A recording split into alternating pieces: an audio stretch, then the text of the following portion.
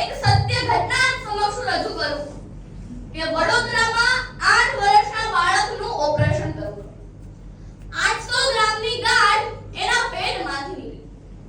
એ ગાંઠ ડોક્ટરે એના માતા-પિતાના પરિવારને બતાવીને કહ્યું કે આ ગાંઠ મેંદાના કચરામાંથી બની છે. માતા-પિતા દાદા-દાદીની સામે આવી ગઈ પોતાના ભૂલોની બધી યાદ. દીકરાને પાડવામાં આવેલી જંક ફૂડની આદતથી આવડી મોટી અસર થશે એનો કોઈ અંદાજો પણ નહોતો. વાલી મીટિંગમાં જ્યારે આહાર અંગેની વાત કરવામાં આવે ત્યારે એ જ જવાબ મળે કે દાદા દાદીના લાડ. અમને તો નહોતું મળ્યું, અમારા બાળકોને તો મળે, એને જલસા કરવા દો.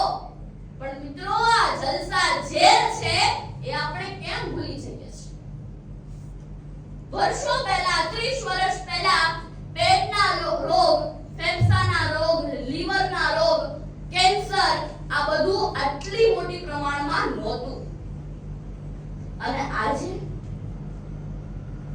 મિત્રો, તાજા નાસ્તામાં પહોંચી ન વળાય એ માટે અઠવાડિયામાં 10 રૂપિયા આપીને પડીકું લેવા માટે કેટલી વાર આપણે આવો માર્ગ અપનાવીએ છીએ. ચિપ્સના પેકેટની પાછળ લખ્યું જ હોય છે કે મેલ્ટોરેક્સ. આ એ તત્વ છે કે શરીરમાં રહેલા ફાયદાકારક તત્વોને મારી નાખે છે. અઠવાડિયા સુધી તેનું સેવન કરવાથી ડાયાબિટીસ, એસિડિટી જેવા રોગનો ભોગ બને છે.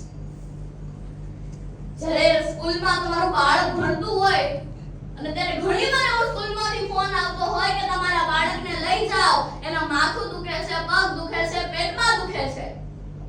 અને 2 દિવસ પછી જ્યારે બાળક સાજો થઈને જ્યારે સ્કૂલ પર આવે ત્યારે એના લંચ બોક્સમાં, એના ટિફિનમાં શું જોવા મળે? બ્રેડ, પકોડા, ચિપ્સ કે પછી ઠંડી પડી ગયેલા પિઝાના ટુકડા.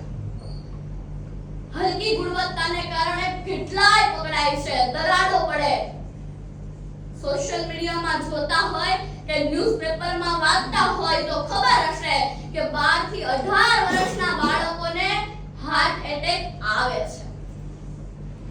મિત્રો, આહાર તેવો ઓડકાર હોય છે અને આહાર તેવા સંસ્કાર પણ હોય છે.